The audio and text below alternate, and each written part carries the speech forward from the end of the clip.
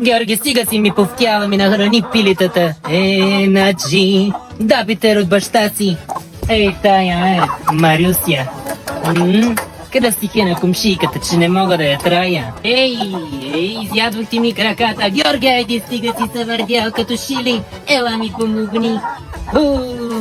Човек да не ми накара на нещо. Айде, Георги, покажи ми как ги храниш. Айде, давай.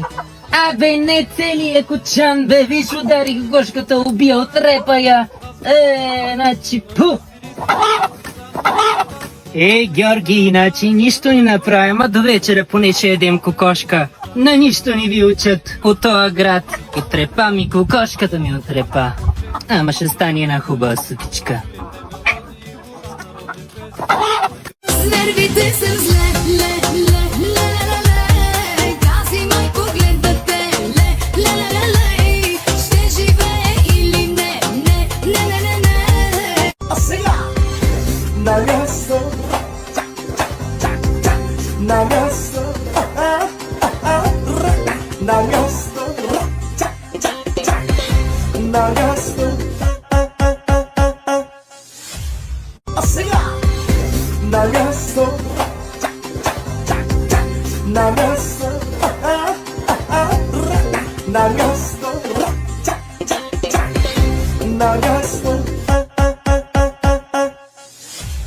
А сега на място, на място, на място, на място. Здравейте на всички, аз съм Милен и днешното видео ще е малко по-различно. Това е брат ми Боби, който е с синдром на Даун. Боби беше първият човек, който ме подкрепи, когато започнах да правя видеа в интернет. И може да се каже, че той е моят първи фен. Независимо, че видеята ми не бяха чак толкова добри, той ги харесваше и винаги ги гледаше с интерес. Затова всяка година на този ден, 21 март, Международния ден на хората с синдром на Даун, аз правя едно специално видео за брат ми Боби и за всички хора като него. Защото Боби премина през премеждията на отхвърленост и на присмех. Затова искам да ви напомня, че трябва да толерираме и да помагаме на такива хора в нужда.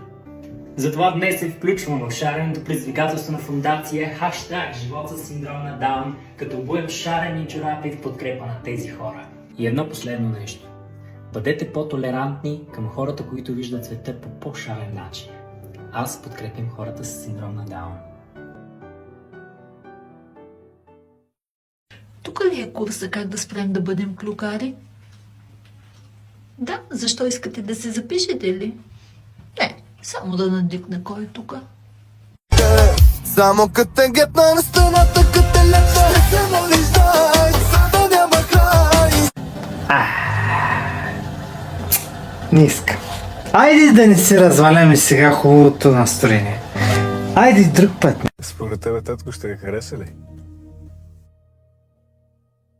Ситуацията не е хумористична. О! Чакай, Маванче, какво правиш? Княже. Щеше да ме подминеш. Мините видяхме. Айде бе, да не си знаеме ние номерата. Къде си тръгнала? Ми отивам до магазина. Какво ще дириш там? Имаше намаление, викам да не ги изпусна. Мале, забоварих да си запиша че аз съм тръгнала да пазарувам, да си напиша в списък такова майонеза да напазаря. Те ли?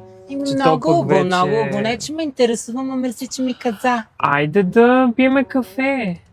Ма ти се сети, оня ден те гледам, поснала си във Фейсбука снимка с Гера. Ма мен не можа да ме поканиш Айде да дойда сега, да стига пия тази две кафе с средня. тебе. Айде сега, ела, тук сме до Няма нас. какво, не ми казвай ти, значи, по-важно ли ти Гера от мене? Айде стига, Маванче. Глупости говориш и ти. Добре, и значи от мен да мине. Айде, после ще напазариме двете. Айде. Добре, айде да вървим.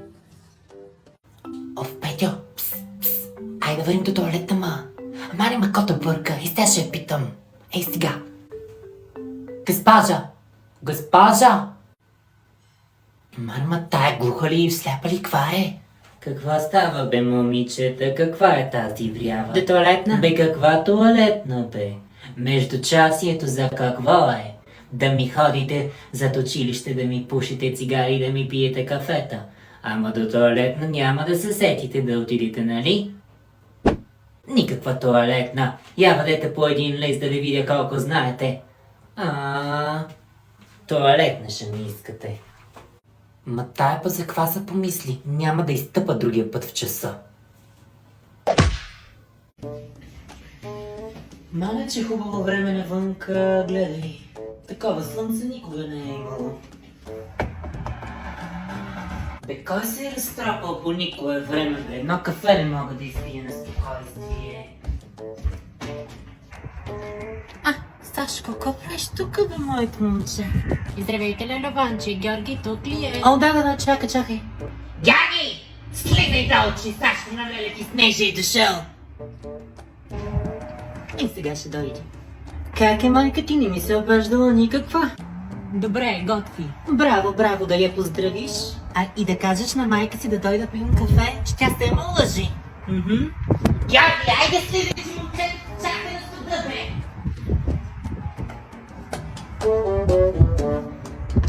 Добър ден, ученици! Сядайте, знам, че без не ме уважавате. Тей, проверих тестовете от вчера, никак не съм доволна. Пълна пародия. Има някой тук те и шестица, ама има и двойки. Митко, кой да те правя, бе? Двойка. Една точка не ти си за три, ама живота е такъв. Айде, сядай. Една точка? Как може? О, Иве! Браво, моето Мичи! Дала съм ти една точка от мен, защото знам, че ти го можеш и се стараеш повече от някои хора.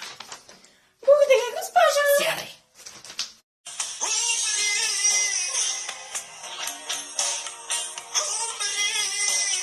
Георги, ела си вземи тук раниците и якетата няма да те гоня като кодук тук пред всички, разбрали? Ще те опердаша и ще се прибереш разриван. Аз ти обещавам ти направо ще те разпердушиня. Здрасти, Сонче, как си, мила?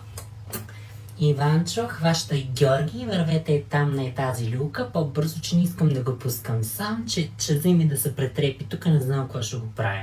После аз ще го претрепя. Сонче, да видим да пием по едно кафе, мила, те да вървят. Какво? 5 лева ли? 5 лева за люлка? Никакви люлки. Я е тук, е там, вървете в тая градинка, я виж, там има люлка безплатна. Айде, никакви пари. Дюнер ли? Какъв дюнер, бе? Значи сутринта в 5 съм станала да готвя сърми, кюфтета, ти ще ми ядеш бокуците тук. Няма как да стане. Бе, Сонче, не им давай пари, ма. Абе, няма да си